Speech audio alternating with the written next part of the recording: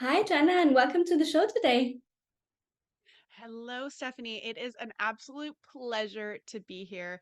I'm a little bit, like I mentioned before, but I'm a little bit tired. So I just want anyone listening. It was just kind of a crazy night here, but I am really excited to be here. If I sound like I'm having a hard time at moments, that is all that that's about. I promise. I think this is it's just so wonderful to have you here, and I'm sure we are going to have a great conversation about breastfeeding today. And I just mentioned that this is my first one on this podcast. I didn't have a guest yet to talk about breastfeeding, and I cannot almost believe that because it's something that affects all of us, whether we choose or not to breastfeed. But it for every mom, it's a topic. For every mom, it's a big question mark, and Mhm. sometimes it's not easy, and sometimes it turns out very differently than what we expected. So thank you so much for Absolutely. offering your expertise today. Oh, it is my absolute pleasure. This is my favorite stuff to talk about, so I'm just excited. Can you tell us a little bit about yourself? And how did you enter this whole topic of breastfeeding and toddler breastfeeding and all that stuff? Tell us a little bit about yourself. Yeah. Absolutely. So I grew up in a home. So my mom actually is a doula, like a labor and delivery doula. She didn't officially become one um until I was like, yeah, almost an adult. But I grew up in a home where talking about childbirth, talking about, you know, breastfeeding was really normal. And I was breastfed until I was 2. So it was just, it was just normal. That being said, when I went to have my own children, I just kind of assumed like, oh, it's just normal, it's just easy. This is just, how things work. It's just part of it. I just choose to do it and therefore it's going to happen. And when my daughter was born, first of all, I had some birth trauma when my daughter was born, and there was lots of pieces there. Um, and she didn't latch for the first 3 days. She just really, really struggled with latching. So I, however, had taken a class before she was born, prenatally, a breastfeeding class that I wasn't even going to take. But my mom, who, like I said, was a doula, was looking just for some continuing education kind of stuff. And I was like, hey, there's this class. We could take it together. Um, and my husband wasn't super interested in coming. He would have, but so I was like, let's go, mom, we can go. And we went, and I was kind of like, my mind was blown by what I was learning. I was like, whoa, this is like very cool, like exciting. Like the science of it all was very exciting, and it was also there was so much more to it than I thought. So when my daughter was born and she wasn't latching for those first few days, I was grateful that I had taken that class because I knew what to do. I knew what to ask for in the hospital. I knew how to hand express. I knew how to, syringe feed.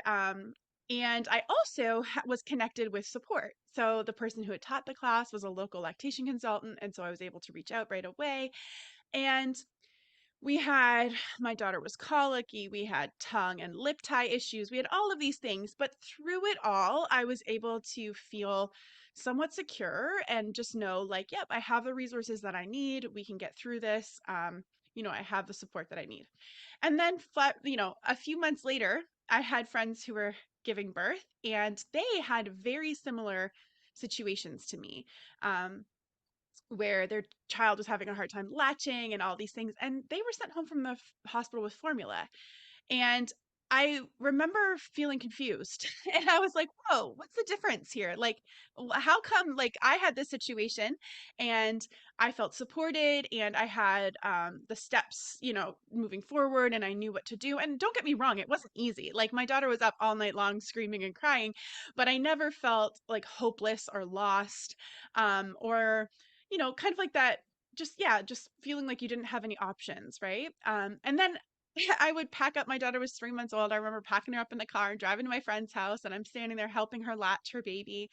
And I just had this few hours of education that I had taken from this course, but it was honestly far and above what so many of my friends had.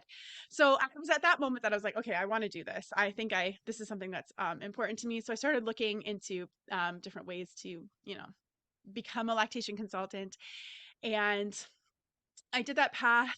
And by the time, so I was working on becoming a lactation counselor. My daughter, we were breastfeeding almost 2 years. So the recommendations in Canada are to breastfeed for 2 years and beyond.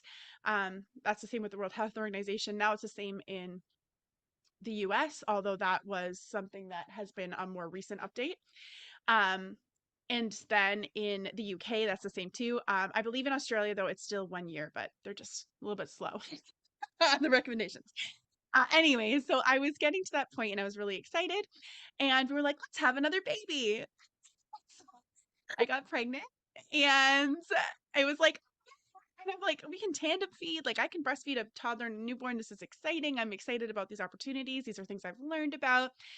And out of nowhere, I just had this overwhelming urge to just shove my daughter off of me anytime she would latch. And the pain, like it was crippling. And I had no words for it. I didn't know what this was.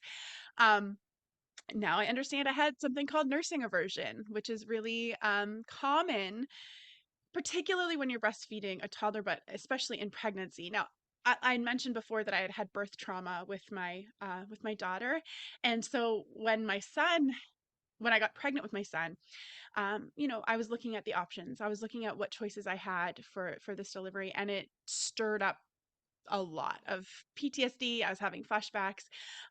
It was very, very difficult to navigate, as well as just even what choices I had available to me as far as delivery goes. And it was just a really, really difficult time. Um, and I do understand now how like how human physiology and nervous system regulation and all of those pieces kind of like fit together with nursing aversion. And that at the time, I just thought it was about my daughter. I was like, okay, it's just something's wrong with me or something's wrong with my daughter. But really, there was so much more going on in that picture.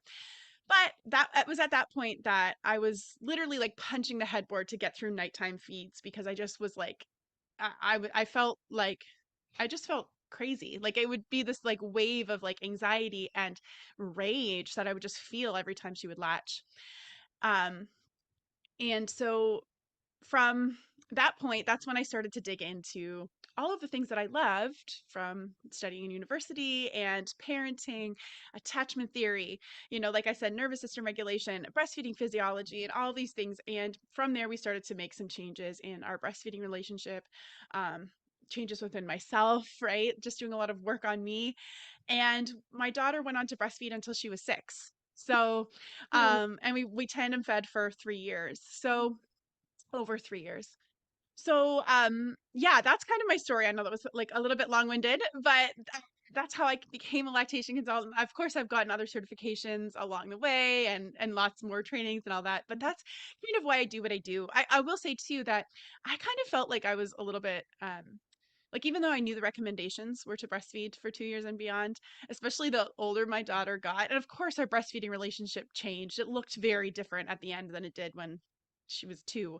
But I was really nervous about sharing it with people, right? mm, And so I would kind of bump into these other people and just in my day-to-day life, and it would kind of like come out that I was still breastfeeding. And then they would kind of look at me and they're like, I'm still breastfeeding too, like my 3-year-old. And there were so many people, so many families I found who were struggling with nursing aversion, struggling with feeling ashamed, struggling with this tension between, you know, this is what I feel is right for our family, but we're having these other problems, sleep issues, behavioral stuff, and everyone just wants to blame breastfeeding. Everyone just tells me that I just need to wean, right? And so there was all of this tension inside, and they didn't have anywhere safe to talk about it, let alone any actual supports to support them through it. Because in most of these cases, they were the only ones they knew that were breastfeeding a child that age, right? So that's when I started to professionally really transition into um, supporting, yeah, toddlers, and then eventually fully transition into only supporting toddlers. it sounds like there's a real gap in support and service for those parents who decide, this is right for us, but there's so much judgment around that you don't even know how to, Yeah, what to say or how to deal with it. And then it always goes yeah, back to, and I hear that too in my circle, your child is not sleeping through the night because you're still breastfeeding. So once you stop that, they will sleep through the night. Well, yeah. it And can.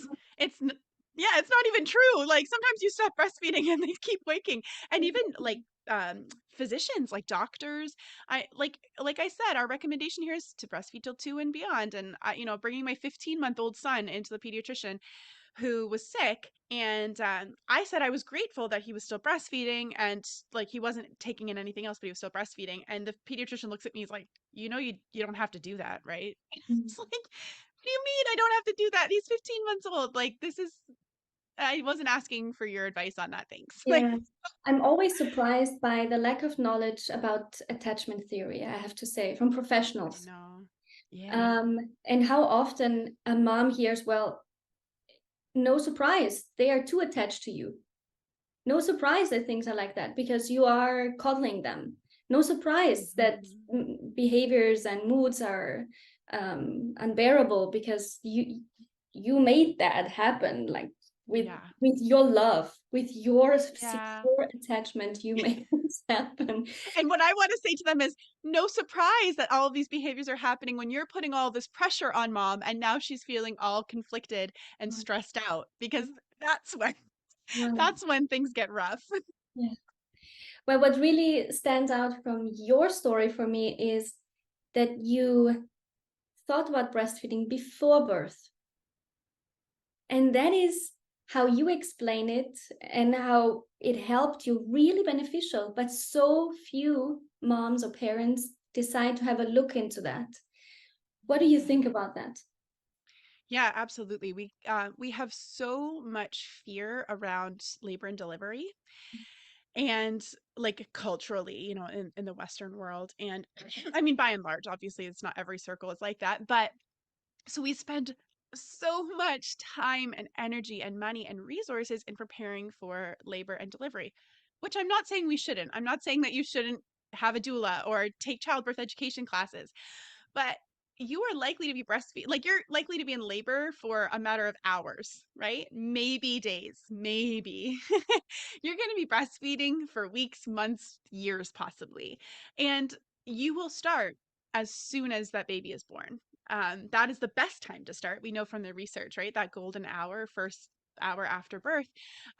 So it's not time to do the education after your baby is here. And so often there are, of course, physiological reasons why breastfeeding might be difficult or possibly impossible. I would never say that that's not true.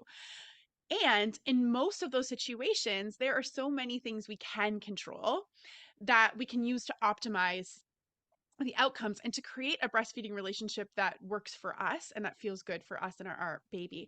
So that means that if you perhaps have something like insufficient glandular tissue, or your baby has a tongue and lip time, mine did, there are things that you can do to set yourself up for success from the beginning so that you can have that relationship that is so meaningful. And breast milk, of course, is incredible. There are, so many wonderful things about breast milk. So you can be giving your baby, even if it's a small amount of breast milk every day, actually, the less breast milk you produce, the higher the concentration of immunological factors.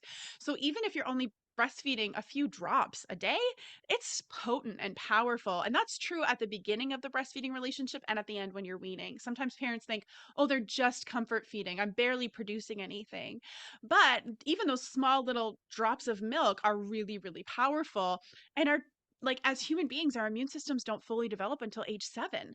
So even those little tiny bits of milk it's really important. We think about a baby in the womb as like sharing the mother's resources, right? Like as sharing all of those things, right? And baby is kind of like a part of her still and reliant. And after the baby's born, they're still reliant on the mother for breast milk, but also for things like, of course, nervous system regulation and all of that stuff as our brain's developing, but also for immune support. We often don't even consider that. So that was a very long answer to your question, which was getting that prenatal kind of education. But all of those pieces help you to set you up for success. And we even know from the research that people who take prenatal education from like breastfeeding specifically education have lower rates of nipple pain and trauma after birth, and they also like experience mastery, quote mastery, of positioning and skills way faster than those who didn't take those prenatal classes. So it's really, yeah, I I can't recommend that enough. It makes total sense when I just think back to the immediate postpartum period. And for us, breastfeeding was rather easy. But if I would just think that I need to learn a new skill with the anxiety of, Mhm. my God, I cannot feed my baby. Why is he crying all the time? Is I don't have milk. I am not sufficient. I am not good enough. And then needing to learn how to do it when I've never heard about positions, expressing, hand expressing, or even just having some glimpse of hope that it doesn't have to stay like this. So this is just a phase and it can get better. When you are in that postpartum funk and you are just anxious and learning something new in that state, we know that the brain cannot learn very well when we are Exactly. not online here in a prefrontal Yeah. cortex. So it makes total And sense. we think about it too culturally. How often have you seen a baby breastfeed? Like latch onto the breast, especially before you had your own kids. Like, but how often did you see a baby with a bottle? Very probably quite regularly on TV, beside you at the shopping mall, whatever. And we know from like mirror neurons, right? Like we're learning all the time. And I'm gonna mess up this study. But there was a study done on kids who were playing sports, and kids, younger children who would attend their older siblings sports games, like excelled at sports more quickly than the older children because they were watching and their brain was practicing how to do that sport before they were even physiologically doing it. So we're missing out on that as a culture, when we're not seeing breastfeeding happening. So we can have all the compassion for ourselves in the world because it's not our fault that this is difficult, and it's not our fault that uh, you know we struggle and we haven't seen these things. And there's also so much hope, and you can do something about it. So I think that those are just really important pieces to bring. And that just reminds me of my son when he was 5. He had his first skiing class, and I asked him if he was nervous, and he said, "I'm not nervous. I know how to ski. I saw it on TV." You know what? He did what he saw on TV, Yeah, and he knew what to do. But absolutely. that just reminded me of what you were saying. Like, of course, we learn watching someone. If I never seen how a mouth of a child actually needs to open of a baby, how Exactly. much of the nipple needs to go inside that mouth, then I don't know what I am looking for. Then I don't know how to support that baby because all I'm Yeah. thinking of is that little bird mouth, and that hurts if a baby latches like that. Of course. Yeah. Yeah, and all of that stress, and like even like you were saying, where you're talking about not feeling good enough and like worrying about your baby, and we can feel like a victim in the situation. And I know that that word can sometimes be triggering for us, but we feel like we're trapped. We feel like we don't have a choice. We feel held hostage. And those are all words that I find moms using in the toddler breastfeeding experience too. So what I see happen is that early on, they have those experiences, you know, just not feeling like it's working, feeling like they're not good enough, feeling like a failure. And then what happens is they kind of hit their stride, where it's like, okay, after those first 6 8 weeks, maybe they get some support, things kind of start to work out. Maybe they were supplementing and maybe they were able to stop supplementing, or maybe they kind of supplemented all the way through, but they hit that year mark or whatever, and they're like, okay, like we got this. And then somewhere after that year mark, again, what they have experiences of, like their child, quote, demanding to breastfeed all the time, waking up all the time overnight. And whenever they say no, their child throws a big tantrum, right? They have this big emotional reaction. And the parent again feels trapped, feels like they're not good enough, feels like there's no way out, feels held hostage. And it's so similar to those experiences in that early breastfeeding experience. And I know that this is totally your wheelhouse, Stephanie, but like just how we, you know when we're not working through those things emotionally, they can just keep popping up, right? Popping up. And and even just to speak to the fact that your son with skiing and was able to do it, well, when we think about the lack of support prenatally or the lack of breastfeeding education at that point, it is so much more so when you hit 9 months, 12 months, Mhm. a year, because like it's very, very unlikely that you've seen somebody breastfeed a toddler, like just as a general person out in the population. Very unlikely. And then to know, to have had somebody who's like, oh, love, I've been there. Hey, yeah, this is what night waking is like. This is what normal sleep development looks like. This is what normal weaning looks like. Who's having those conversations? Like, nobody. No, you only hear about, oh, my child sleeps through the night since 8 months old. Yeah. Amazing. And the rest of us, it's like we are Yeah. lost. We're kind of wondering what we're doing wrong. Yeah, exactly. Exactly. So, yeah, I think that these are just really important conversations to have. Mm. Jenna, tell us, how does breastfeeding develop over the years from infant to toddlerhood? Yeah, so this is a conversation, like I said, I really love to have. So, in those early days, right, when we're talking about breastfeeding, ideally, in this kind of like ideal situation, on one spectrum, we kind of have what we would call ecological breastfeeding, where mommy is basically baby's entire ecology, right? Like you're together in a system where you are responding to every cue that that baby has, and every need is essentially being met with breast milk and with breastfeeding. Now, there are so many reasons why that might not be possible for you, whether that's medical reasons or if you live in the United States or somewhere where you maybe have 3 weeks of maternity leave, right? Like it's just not possible. So I say that as like kind of one end of the spectrum. And so in that end of the spectrum, you could have something like lactation amenorrhea, where you are not having a period because your baby, like that's when breastfeeding can be used quote as like birth control, right? Like in that situation, so they're not getting a bottle, they're not getting a pacifier, anything like that. So what I say, and this is what I like to talk about, and this is what we know from like research, is that weaning, quote weaning, happens when anything is like a step away from that ecological breastfeeding. Now, people can get really triggered around that word or feel a lot of feelings when I say you're weaning your baby when you're giving them a pacifier. I'm not suggesting that you're ending your breastfeeding relationship by any means. All I'm saying is that you're moving like one little step away from breastfeeding being the only tool in your parenting tool belt, right? Breastfeeding is really this kind of magical, wonderful tool that nature has given us that meets all of our baby's needs early on. It is the all in one parenting tool. It's everything to you and your child. And it's got so many benefits for you. It's got so many benefits for your baby. And as soon as you take one little step away with a pacifier or a bottle, that kind of stuff, you're just moving a little bit away from that being the all in one tool. You're adding in other tools, which is ultimately what weaning is, right? It's adding in other tools over time and transitioning away from breastfeeding. So you introduce a pacifier or whatever, you can still breastfeed for 6 years. Like that's totally like a possibility. I'm not suggesting that you've like, started to put nails into your coffin or anything, right? So when you're looking at that, ideally you're waiting until about 6 months to start introducing solid foods, right? So a lot of times that's when we start to associate with weaning is the introduction of solid foods. But breast milk is still really, really important nutritionally for those first few years of life. And we know that breast milk is changing and adapting from newborn colostrum. We know if you've breastfed or you're familiar with that, you know that those first few days you're producing colostrum and then it transitions into mature milk, but it doesn't stop the adaptations there.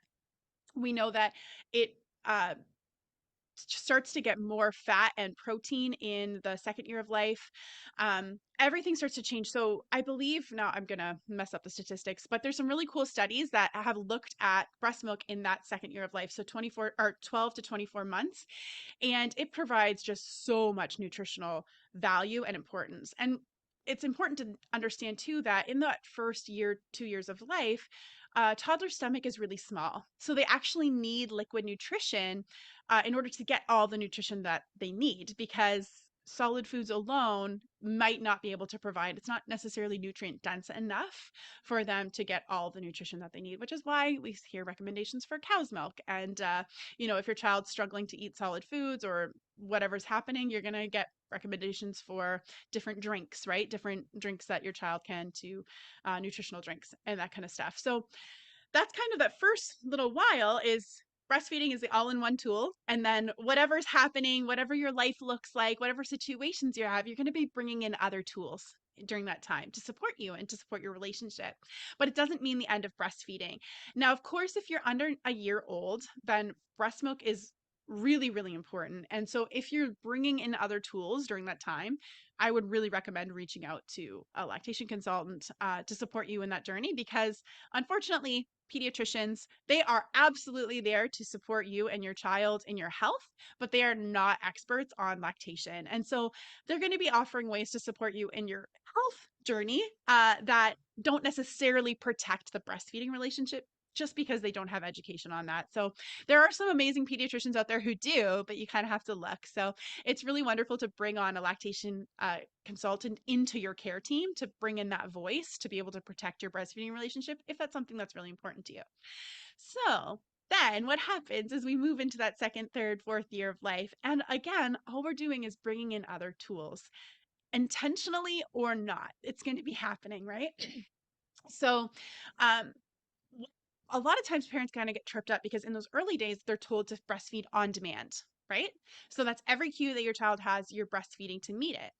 The trouble is when we think about like on demand feeding, there's this word like demand in there, right? So it can get tricky in the beginning of the relationship because you think, oh, if my child's not demanding food, then I don't need to feed them. So they often, especially if we're worried about having a child that's too attached or coddling them or creating negative sleep associations or whatever, then we're going to wait until they seem really hungry, right? Maybe popping the pacifier in their mouth or whatever, or they're watching the clock, especially when we're, again, so used to seeing babies formula fed or fed with a bottle that may be on a schedule or whatever. Then we kind of translate that to breastfeeding. But the reality is that you, like every cue that your baby gives, you need to be responding to. So I prefer to call it responsive feeding than like on demand feeding, because that provides an easier transition into toddlerhood. A lot of parents are like, when do I stop with the on demand feeding? It's like my child hits a year, so now I stop meeting their demands, like, or I stop.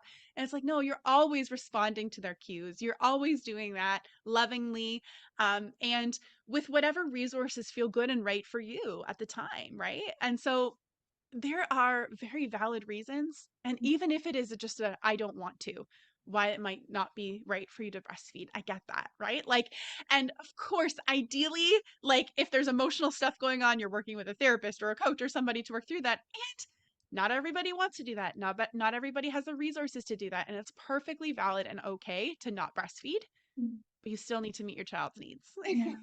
You I still need to respond to their cues, right? I love that so much. It makes such a mindset shift. That Yeah.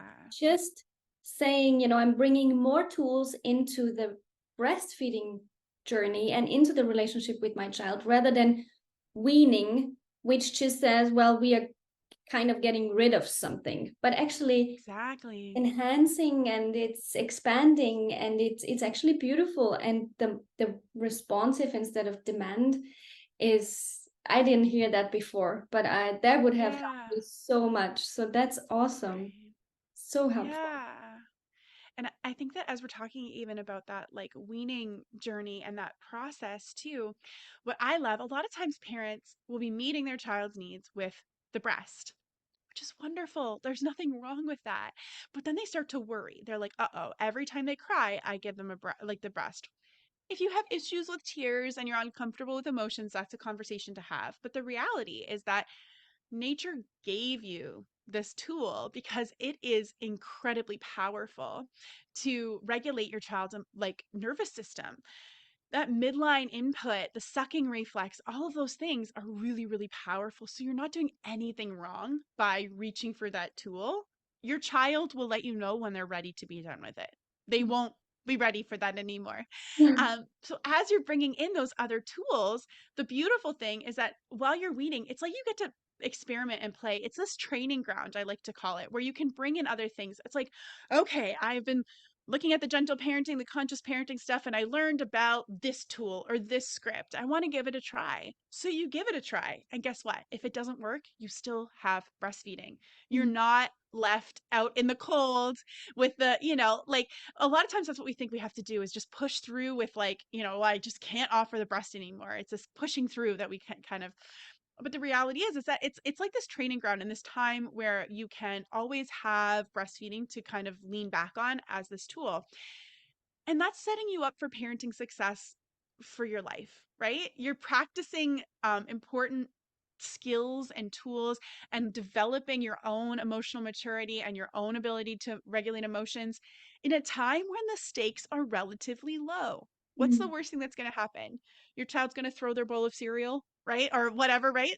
Not a 16-year-old who, like I often say, has a car and can drive away from the house, right? When you're trying to work on those emotion regulation skills and all of that stuff. So I think that there's just this really beautiful opportunity here where a lot of times parents will feel like they're being quote lazy for breastfeeding when their child has a tantrum.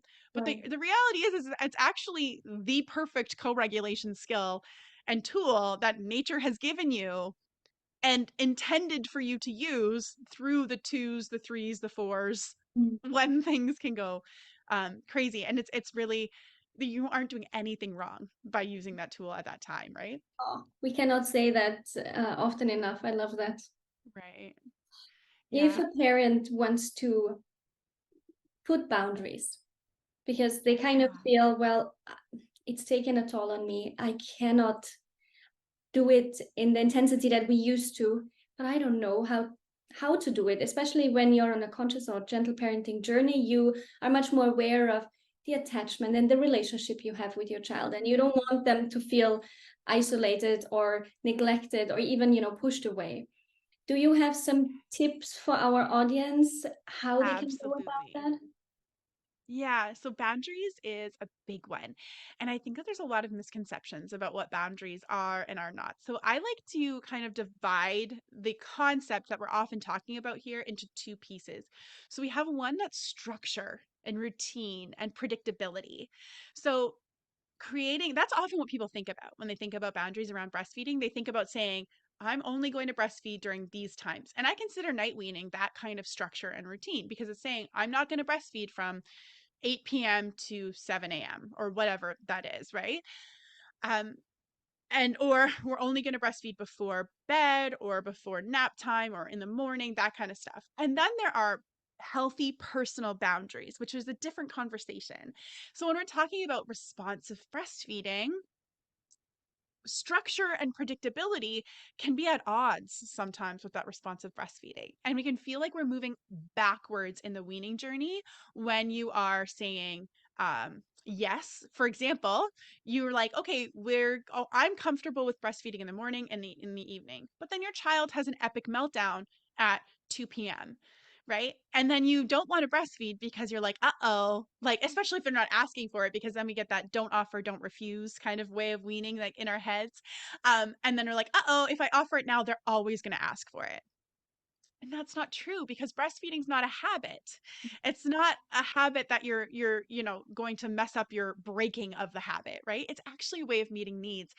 And it is your child's best bet when they ask for breastfeeding. I also call, especially children who are breastfeeding, them asking to breastfeed is self regulation, right? They know that that's what they need and they're advocating for themselves because they cannot physiologically calm themselves and they need that. So, a lot of times parents think that their child isn't able to self soothe or self regulate because they're asking for breastfeeding. And it's like actually the act of asking for breastfeeding is self regulating. But back to that was a little bit of a tangent there. To the structure and predictability side of things. So we create those structures, but you have to do it in a way that you feel good about responding to your child's needs all the time, and understand that you can be flexible even with that predictability and that routine. So there's that kind of structure, which can help if you're feeling the overwhelm. It can help if you're feeling nursing aversion and all those pieces. But another piece would be just healthy personal boundaries, which I define when we think about the word boundaries, even, it's a line, right? There's a boundary between one country and another. There's a boundary between where my body begins and where it ends, right? My skin is a boundary. So when we're thinking about boundaries with our kids, what we really have to see is that there's a line between what I can control and what I cannot. What is my child's and what is mine, right? So when we can understand and see that there's this line that exists between us, what we're actually doing is not creating a boundary. It's not artificial, it's already existing. So we need to check in with ourselves and see what is my yes and what is my no. So if your child's asking to breastfeed, that's where you get to check in with yourself. And you basically never, ever have to say a flat out no. You can always find something to offer um, that feels good and right for you, right? So you're checking in with your yes and your no. So I have a guide that you can share with your audience. But it's how to say no to the feed while still saying yes to the need. And I suggest with starting with first, if you can, before this moment, but your heart message. What do you always want to be telling your child, right? What is it that you always want to be communicating? And then you have your yes or your no. Check in with yourself. Maybe it's, yeah, I'll breastfeed right now for 20 seconds. That is my yes, right? And my no is that I won't continue on past that. So that's going to be what you are able to offer your child right now. And so then you breastfeed for 20 seconds. Now, of course, there could be pushback, there could be all of those things. In the guide, I talk about different ways that we can communicate that with our tone of voice and our body language and our actions, and all of those things that can all really support your child from becoming escalated, right? From becoming all those things. But we also know that kids, when we're talking about boundaries, their feelings are theirs and exist in their being. It's theirs to own, and we can be there to support them through that. But it does take emotional safety and all of that stuff inside of ourselves in order to have the space inside of ourselves to hold that space for our kids. So that's a journey. And I have a big group coaching program, and that's what it's all about is, of course we bring in the practical sides of breastfeeding, but at the core and the heart of it, it's about creating all of that love and space inside of ourselves and learning how to regulate ourselves so that we can show up for our kids. But yeah, getting back to the boundaries, I kind of have those two different sides where we're talking about routine, structure, and predictability, or these healthy personal boundaries, which is really what is your yes and your no. And those are flexible and they change moment by moment. You need to be able to see and be in tune with and in touch with your healthy personal boundaries before you set that structure and that routine. Because if you're setting that structure and that routine based on a lot of shoulds, based on a lot of like, this is what we should be doing, this is what my parents are telling me I need to do, or my friend or my partner, even, what's going to happen is that you're going to be really dysregulated because you are trying to please a lot of people and you're not actually in tune in the moment with what your needs are and with what your child's needs are. And so how can you be responsive when your brain and all of your energy is being siphoned out into this other space where you're trying to please other people? You can't be present with your child, and then you can't be responding to their needs, which of course all the love and grace in the world, because I've been there. Mhm. And I still slip into that often at times because we're human. But yeah, so that's kind of my tips and support for boundaries would be to find your yes and your no. The other thing I just want to mention is that a lot of times when we talk about boundaries, consistency is something that comes up. You need to be consistent with your boundaries. Um, and that can mean what actually people conjure up in their minds when they're thinking about that is predictability and routine and structure. But what I would love to offer is that consistency really is about showing up consistently. It's about your words, the things you're saying, your tone of voice and your body language and your actions all lining up and being consistent with each other. Because if you're on your externally saying a yes and a no, that's not actually your internal yes and your no, that's inconsistent. And we know from neuroception and polyvagal theory and all of these things that actually your child is wired to pick up on things that aren't safe, things that don't feel okay. And if you don't feel safe, if you're trying to externally put out, oh, this is my no, but actually inside, I'm like, I wish it was a yes, they're going to pick up on that. And it's actually going to perpetuate the stress. And then what's your child's best bet of feeling safe and loved and connected to you? It's probably breastfeeding. So you might even end up with them asking more and more frequently to breastfeed. The more kind of pressure you put on that relationship, the more they're going to work really hard to make that relationship feel safe and good for them, which is breastfeeding, you Yeah. know? So it becomes this kind of vicious cycle if you're not careful about it. So that's where I talk about consistency there. Yeah. I love how you see the parent-child relationship so holistically when it comes to breastfeeding. Yeah. It's amazing how many things need to be in line so that this can be a breastfeeding journey that feels good, is supportive, and good for the child and the mom. You know, I'm not surprised, but it's the first time I'm having this conversation with someone who Yeah. looks at it from a holistic point of view and not just, oh, your child is 1.5 and it's better to stop that, without having any idea or giving even concrete steps, action steps, and the reflection that a mom needs on how to do that.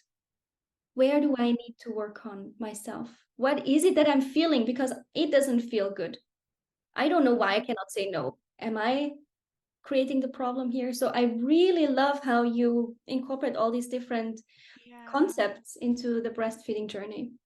Well, we talk about it even in breastfeeding. Like, this is the thing, the disconnect that I find between even the parenting space and the breastfeeding space. So, in breastfeeding, we talk about the breastfeeding dyad. We talk about how, but it's from a physiological standpoint. So, we're talking about breast milk production, supply and demand, and somewhat of the nervous system regulation and skin to skin and all of those things. But it doesn't necessarily translate. It's like once they hit a certain spot where breastfeeding isn't nutritionally critical, it's still important, but not critical anymore, then it kind of switches into this behavioral model, right? And a lot of times what we find, what I find at least in the parenting space, is that we have this holistic attachment, well, in the holistic attachment, gentle, conscious parenting space, of course, we have this view, but because culturally breastfeeding is, not normal, a lot of times we can't, it's difficult to translate that to the breastfeeding relationship. So even breastfeeding, parenting leaders that I love, when they talk about breastfeeding, sometimes I get a little cringy because they start to slip into a bit of a behavioral model with it where it's like, well, you just need to put boundaries, right? We just need to change this behavior. They just need to know it's unacceptable. And then, oh, support them through the emotion. But to me, we know Dr. Catherine Detweiler is an anthropologist, and she theorized how long would humans breastfeed if there was no cultural impact? And she had a bunch of different theories, but I love one of them is that there was a study done on 21 different non-human primates. So these share like 98% of our DNA. And all of these different 21 species all weaned at the eruption of the first permanent molars, which for humans is between ages 5.5 and 7. And oddly enough, my own daughter, I thought she was just never going to stop breastfeeding. We breastfed. I had all the structure around everything. We had all the healthy boundaries and all those pieces. And I have ADHD personally, and I know my daughter hasn't been tested, but I know that she is neurodivergent in some aspects, and definitely has like sensory processing stuff. So she would have these really big meltdowns. So I integrated, of course, the structure and the predictability for my own, for our comfort, just to have that, okay, we know this is when we're going to breastfeed, and we can point to that as a next point of connection. Okay, we're not breastfeeding right now, but we're going to breastfeed at bedtime, that kind of thing. But when she would have these big meltdowns, breastfeeding was the only thing that would support her through it. And I was so grateful that we were breastfeeding for even 10 seconds in the morning and 10 seconds at night, that I had this tool that I could pull out when I needed to. And now I'm starting to lose my train of thought. I'm talking about the holistic view and all those pieces. And oh yeah, that breastfeeding, sorry, is normal to breastfeed until that stage. And so I think in the parenting space, sometimes parenting coaches, parenting experts, they just aren't, they didn't breastfeed until their child was 6. So they don't even assume that maybe there's a biological natural reason that this child is breastfeeding, right? And that it's not just a behavior that needs to be managed. And even managed with love, but it's actually a way of getting needs met. It's your child's best bet at getting their needs met, and a positive one at that, right? Yeah, totally. I love what you said before. How did you say? How to say no to the feed, but yes to the need? Yeah, yeah. That's amazing, amazing. And is that a freebie that someone can download? Yeah. Yeah. Yep, absolutely. So that's at my website, ownyourparentingstory.com, and then /guide. And it's like a 16-page PDF guide. But then at the end, I have like a 1-page cheat sheet that you can just print out and keep it. You can save it on your phone as like the lock screen, whatever you need to kind of like remember those steps and those pieces to Wonderful. do it. I call it the 3 B's of communication because it really, I'm like, is it a boundaries guide? What is it? And it's really at the heart of it, it's a communication guide. It's the ability to communicate to your toddler, to your child, what is happening inside of you without putting that on your child or making it their responsibility, right? And in a way that they can truly understand, both at a cognitive level, but even at that emotional and physiological level. And you said before that you have a group coaching program, or how does that work? If someone would like to work with you, what do you offer? Yeah, absolutely. So I have it's a like a big course group coaching program called Own Your Breastfeeding Story. So it's really about, I talk about owning your story in your mind, owning the thoughts that are there, owning all of that so that you can own the story that's actually playing out in front of you, that you're not a victim here, you're not being held hostage, and you can feel empowered in this journey, whether that is weaning, whether that's night weaning, whether that's just making changes during the day, or tandem feeding. I actually, at the end, the last module has 3 different kind of, I call it choose your own adventure options. So you can kind of pick the pathway that works for you. So I, I open the doors to it for like a group intake periodically, but you can always enter through it on my website. You can, there's a link to my course and you can just apply, book in a quick call with me. Also, I have a free webinar, free workshop where I talk about my methodology. I call it the 3C method: compassion, curiosity, and creative problem solving. And I break down the kind of the 3 big myths and the 3 big mistakes that I see in toddler breastfeeding. So you can access that for free at ownyourparentingstory.com/workshop. And if you do that, you will get a special invitation to join the group coaching program with a discount offer. So I like to kind of toss that out there too for people who might be interested in that. Yeah, and I will put all your links in the show notes of this episode. And Wonderful. this has been such a delightful conversation. And I hope that this was useful. Well, I'm sure it was useful, but I hope this really gave hope to those parents out there that they're not alone if they're still breastfeeding and if they feel, yes, I want this, I like this, but I just need a little bit of support on how I can manage this better so that this fits into our life. So thank you so much for Yeah, being on today. absolutely. Yeah, it was absolutely my pleasure, Stephanie. And you guys, if you like this episode, then please share it and like it and give us a review. And I see you next time at Raw and Real with Stephanie Fernandez. Bye for now.